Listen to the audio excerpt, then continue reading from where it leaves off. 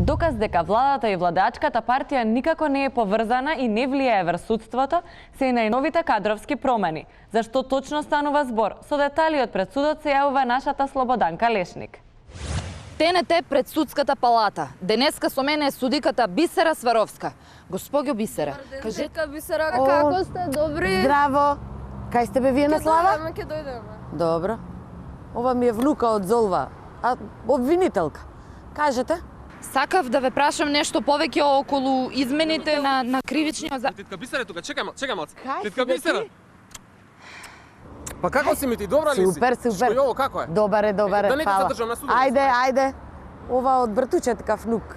Сега ќе го префрлат сега од апелација, судија ќе биде. Кажете? Добро, сакав да прашам уврска со измените на кривичниот законник. Нешто повеќе О, здраво. Ајде. Ова од кумот добре, чека да го изберат за врховен судија. Извини, заборавив за што зборевме? Па нормално дека ќе забравите зашо зборевме кога цела фамилија сте се учукали у судо.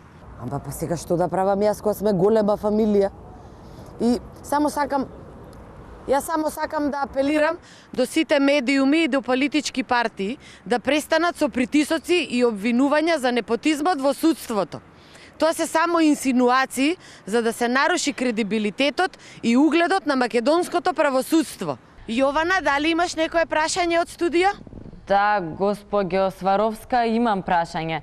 Се зборува дека и председателот на апелациониот суд ви е роднина. Вистина ли е тоа? А не, тој не ми е роднина, тој ми е маш. Добро, да. Ние продолжуваме со вчерашни.